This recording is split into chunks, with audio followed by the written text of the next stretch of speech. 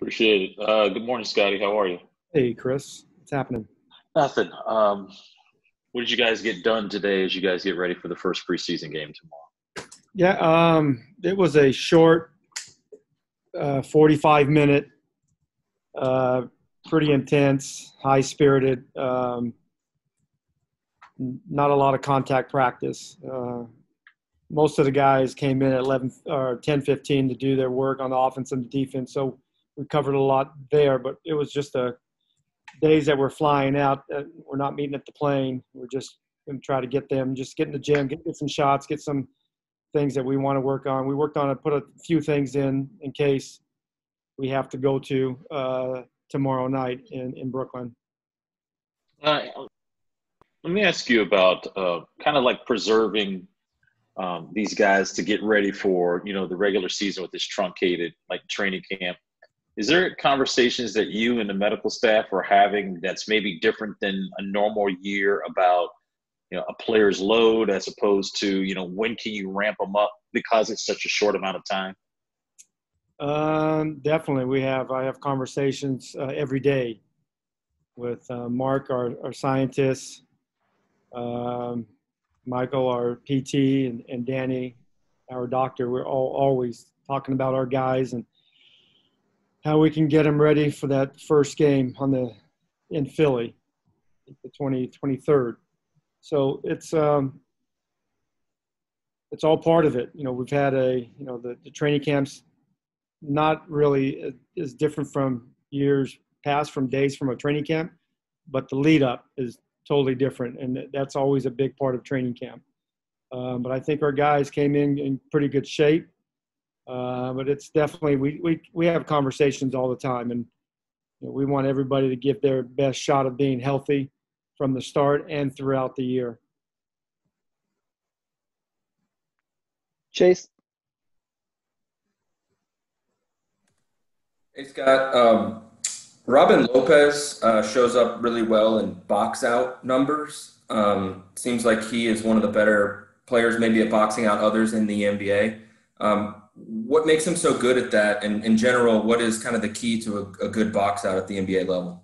Well, he has the physicality, he has the size.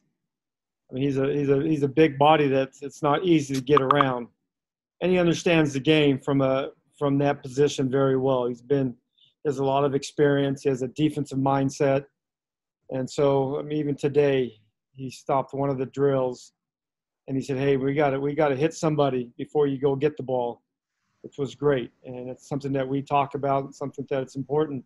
If we want to be a good rebounding team, we can't just hope that the ball falls into our hands. We got to go hit, get physical, and then go chase the ball down. I think he does a good job of keeping his man from getting it, and it opens up a lot of opportunities for quicker players to get in there and get those rebounds. As you'll see with Russell and Brad, our guards, they should get 12 to 15 rebounds any given night. And with Denny Avdia, what do you think is kind of the expectation for him offensively early on? What would you like to kind of get him going with against Brooklyn? Yeah, I want, with everybody, is being efficient, running your routes with proper timing and speed, and taking good shots. I think he's a good enough shooter. He's going to make his fair share. And I think the work that he puts in and the mechanics that he already has, he's going to continue to get better in that area. But taking good shots, making the right plays, to me, is more important than making them right now. Obviously, we want to have him make shots, but we want him to take good shots and pick up things pretty quick. He has a good feel for the game, and I'm sure it's because of all the experience that he's done playing overseas with grown men at a young age. So I think that has actually helped. But he's made shots. He's made shots during the first 8 days, 9 days of training camp. So that's good to see. But he's also made the right plays too. He doesn't over dribble. But it's different. The first game is going to be different from training camp, and then the first regular season game is different from from the playoff game. So he's going to experience, different levels of intensity as this season goes on. Ava? Hey, Scott, kind of going off of that question, with obviously not that much time gone in training camp to absorb things, what are you going to be looking for tomorrow other than guys playing hard? Because I know you're going to say that. Yeah, I mean, we definitely want to have good ball movement, things that we've done, the last year or so. We want to continue that. And then pick up the defensive reads quickly. The guys are going to get good minutes. They're going to get some good burns. So they got to play them hard and play them well. They're going to get good opportunities. There's a great chance that Brad and Russell does not play. DB is not going to play. So there's going to be a lot of minutes that are going to be there. And there's a great chance that Ish will not play either. He has a sore. I think it's a hamstring or abductor, but I think he's any day he'll be back now. But I don't think he will play tomorrow. So there's going to be a lot of good minutes to be had, and guys are going to get good opportunities. It's a player's dream to go in there and get a lot of minutes, and some guys are going to get a lot of minutes to showcase what they can bring to our team, whether being a starter or a guy coming off the bench or a guy that can make our team. And we haven't gotten the chance to ask you yet, what's your reaction to the changing the rule that you guys no longer have to wear sport coats on the sideline? I love it. It's You love the suit or you love the casual? No, I kind of like both, but if I had to pick one right now, especially this year, I like the polos or the 3/4 zips. It looks good. I think it looked great in the bubble. And I know I'm not one to get a lot of compliments how I look, but a lot of people said, man, not only our team but the rest of the league we look athletic. It looks the part, and I think it's pretty cool. Everybody's wearing the Nike sponsored 3/4 zips or polo. I think it looks great. But next year we're probably readdress it again. But I think it's going to be a good look, especially with what's going on. It sure makes it a lot easier to travel. Neil? Hey, Coach. Obviously, with the fluidity of the go-go situation, I'm curious for the staff of the go-go and, Ryan specifically, is he essentially now just another assistant coach for you right now, or how is that all playing out? Yeah, I mean, as of right now, until we know what that will look like, he's a valuable member to our staff. Mike Williams is the same. And even when they were with the go-go, they were still valuable members. We're always in communication. They're talented. We need them around, and they add value to our group. And until we know that situation, they're gonna continue. We're gonna change. Even last year we did it. We're gonna have some rotations with our coaching staff on the road, just so we can cut down the number, because there is the NBA protocol. So some guys are going to stay back and they're going to do work from home, and they're going to stay back if we do have players back, as we will maybe even on this trip. Fred? Hey, Scott. Do you have any thoughts on active rosters being expanded from 13 to 15? Do you feel good about that? Do you feel like that makes a big difference with you guys going? They announced something? Yeah, the active rosters, you're going to be able to have 15 instead of 13 guys active. I've probably been told that, but I was probably thinking about 1,000 different things. I think it's great. I hope that it stays that way. Just gives everybody an opportunity to get in the game, and everybody's live, and it's definitely a lot easier, because I will be the first to admit, early in my coaching career, I would forget at times to tell a guy that you're not going to be active tonight, and that player probably did not always bring a suit to the gym. But I think it makes things much easier, and it gives everybody a chance, whether it's in a blowout game, whether you're up or down. You can play guys that probably would not normally have played. And just for clarity's sake, Russell, Brad, Davis, is that just that those guys sitting tomorrow? Is that just like because their conditioning is not there? Is that what's the actual reason? They all practiced today, and DB actually practiced today, but today was really light. He wouldn't have played regardless. With Russell and Brad, it's just we want to keep getting them more reps and then more game-like practices before we throw them in a game. It was quick. They were two guys that did not play any 5-on-5 prior to this, and then we slowly ramped it up. And going into they will probably play the next game, and it gives us another 3 or 4 more days to get their conditioning. It's good right now, but it's always can be better with a couple more days. But injury-wise, their bodies feel great, they look great, but it was a decision collectively. We all made the decision, and I think it's the right one to make. All right, last question back to Chris Miller. Scotty, just some clarity. You said no TB. I know you have 2 of them. Which one is not playing tomorrow? Thomas Bryant, he might. He got hit yesterday. I think it was the right or left hip. Felt pretty good today. We held him out of practice today. He's traveling with us, so don't know if he will play. Bertans is definitely out. And then Russell and Brad more likely. Robin. And you said with Ish, it's an abductor or a hamstring. Which one? Yeah, one is Ish a hamstring or abductor? I don't know. One of the.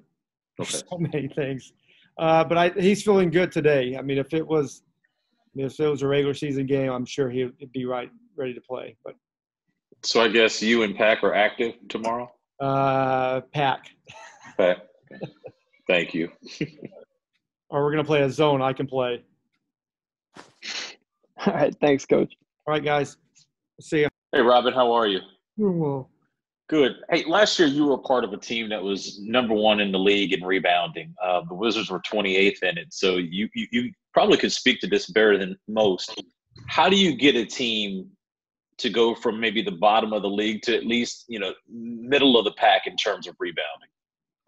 It's really a group effort. I find that it's a bit of how hard you're willing to pursue the ball, and knowing the angles, knowing what position you should be in.